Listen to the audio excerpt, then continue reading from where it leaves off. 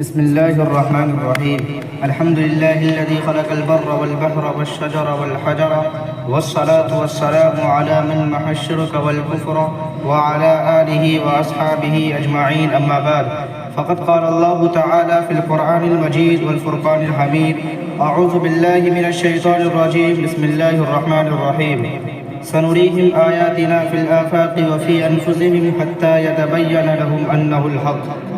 صدق اللہ العظیم.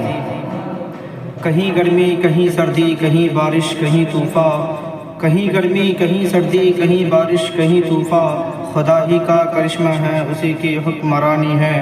وہی کرتا ہے دن روشن وہی پھر رات لاتا ہے، وہی کرتا ہے دن روشن وہی پھر رات لاتا ہے. حکومت اس کی چوطرفہ زمینی آسمانی ہے. وہی خالق وہی مالک وہی اول وہی آخر، کیا وہ ہے ذات لاثانی، کوئی اس کا نہ ثانی ہے. حضرات گرامی، آج میں آپ حضرات کے سامنے خدا کی وحدانیت پر کچھ کہنا چاہتا ہوں، کچھ سنانا چاہتا ہوں اور کچھ بتانا چاہتا ہوں. خدا کے وجود کا یقین دلانا چاہتا ہوں. ہاں، میں آپ کو خدا کے سامنے رلانا چاہتا ہوں، جھکانا چاہتا ہوں. اللہ تعالیٰ نے انسان کو بے شمار خصوصیات سے نوازا. انہی میں سے ایک خصوصیت اشیاء کا ادراک ہے کہ کبھی تو وہ چیزوں کو دیکھ کر پہچانتا ہے اور کبھی بغیر دیکھے پہچان لیتا ہے. جیسے ہوا کو بغیر دیکھے پہچان لیتا ہے، سردی گرمی کو بغیر دیکھے پہچان لیتا ہے، خوشبو اور بدبو کو بغیر دیکھے پہچان لیتا ہے، مگر جب بات آتی ہے خدا کے وجود کی تو وہاں بغیر دیکھے ماننے سے انکار کر دیتا ہے. حیرت ہے انسان کی نادانی پر کہ مخلوقات کو دیکھنے کے باوجود خالق کا انکار کرتا ہے، رحمت خداوندی کے عذاب مظاہر کو دیکھنے کے باوجود رحیم کا انکار کرتا ہے، قدرت خداوندی کے بے شمار کرشمے دیکھنے کے باوجود قدیر کا انکار کرتا ہے، ہر چیز کی نشو و نما پر وقت بر محل ہوتے ہوئے دیکھنے کے باوجود رب کا انکار کرتا ہے. او خدا کے وجود کا انکار کرنے والوں، ذرا بتاؤ تو صحیح کہ کیا ایسا ہو سکتا ہے کہ پیدائش تو ہو مگر پیدا کرنے والا نہ ہو، پرورش تو ہو مگر پالنے والا نہ ہو، قدرت تو ہو مگر قدرت والا نہ ہو، رحمت تو ہو مگر رحم کرنے والا نہ ہو؟ اگر تمہارا جواب نفی میں ہے اور یقیناً نفی میں ہے تو تم ان چیزوں کے وجود کو تسلیم کرنے کے بعد پھر کس منہ سے خدا کا انکار کرتے ہو؟ حضرات گرامی، جنگلی جانور شیر کی آواز سن کر میں سمجھ جاتے ہیں کہ شیر آ رہا ہے. گھوڑا شیر کی بو سن کر محسوس کر لیتا ہے کہ اس راستے میں شیر موجود ہے. انسان بند گھر سے دھواں نکلتا دیکھ کر یقین کر لیتا ہے کہ وہاں آگ لگ رہی ہے. بند کمرہ میں بیٹھ کر صحن کی دھوپ سے یقین کر لیتا ہے کہ سورج نکل رہا ہے. یہ وہ مثالیں ہیں جن کا وقوع بکثرت ہوتا ہے، اور ان کے کثرت وقوع کا سبب ہمیں یہ احساس نہیں ہو پاتا کہ ہم ان چیزوں کا ادراک بغیر دیکھے کر رہے ہیں. اس لیے اگر اللہ کے وجود کا صرف اس بنا پر انکار کیا جائے کہ اللہ نظر نہیں آتا تو پھر میں کہتا ہوں پھر تم سردی گرمی کا انکار کرو، خوشبو بدبو کا انکار کرو. ظاہر سی بات ہے کہ جو شخص ان چیزوں کا انکار کرے گا اسے احمق اور بیوقوف کے سوا کیا کہا جائے گا؟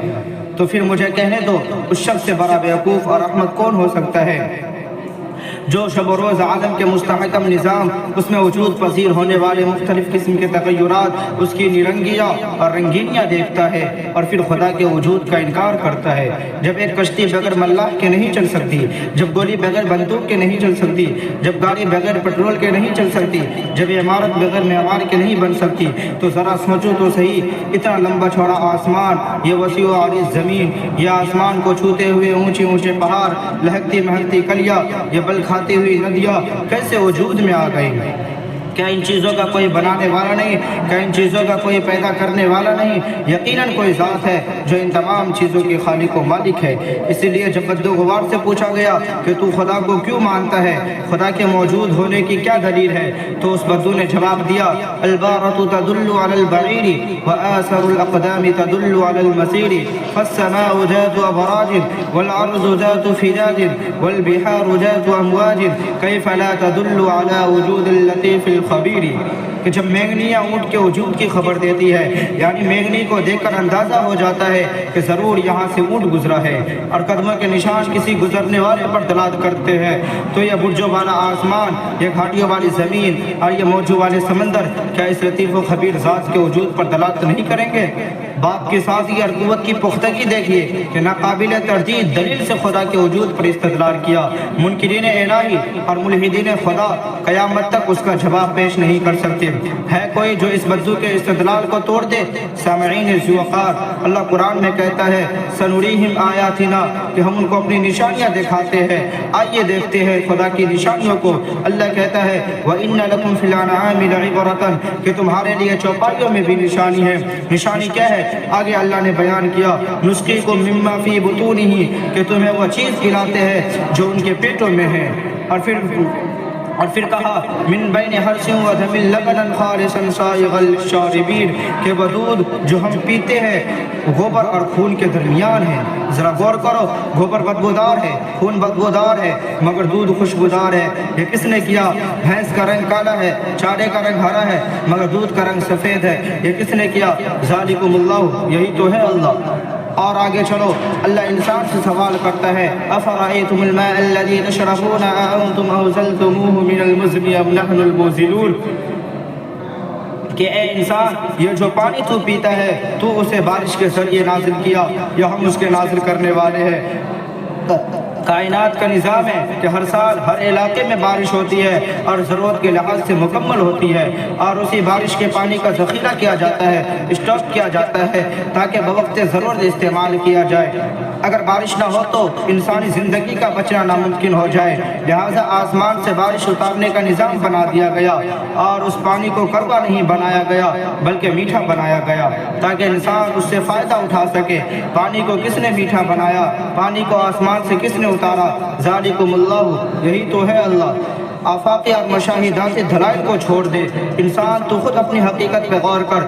اللہ فرماتا ہے یخلقکم فی بطون امہاتکم خلقا من بعد خلق فی ظلمات ثلاثہ، کہ اللہ تمہیں تمہاری ماں کے پیٹوں میں پیدا کرتا ہے، پیدائش کے بعد پیدائش درجہ بدرجہ، تین تین تاریکیوں، تین تین اندھیروں میں۔ ذرا غور کرو، رحم مادر کا اندھیرا، جھلی کا اندھیرا، بطن مادر کا اندھیرا، کوئی بلب نہیں، کوئی کمکما نہیں، کوئی ٹیوب لائٹ نہیں، پیدر پہ تین اندھیرے ہیں۔ عقل کہتی ہے کام بہت نازک ہے، روشنی کا انتظام ہونا چاہیے، بلب ہونا چاہیے۔ ان تین تاریکیوں میں بچے کو بنایا گیا، دماغ بنایا، ہاتھ پاؤں بنائے، آنکھوں کو بنایا، کانوں کو بنایا، زبان کو بنایا۔ تین اندھیروں کے باوجود بچہ کی پیدائش میں کوئی خرابی نہیں آئی، کوئی گڑبڑ نہیں ہوئی۔ شاعر کہتا ہے پالتا ہے بیج کو مٹی کی تاریکی میں کون، پالتا ہے بیج کو مٹی کی تاریکی میں کون، کون دریاؤں کی موجوں سے اٹھاتا ہے سحاب، کون لایا کھینچ کر پچھم سے باد سازگار، خاک یہ کس کی ہے، کس کا ہے یہ نور آفتاب۔ اللہ تبارک و تعالیٰ سے دعا ہے کہ ہمیں اپنی ذات کا یقین اور اپنی صفات کی معرفت نصیب فرمائے، آمین۔ وما علینا الا البلاغ۔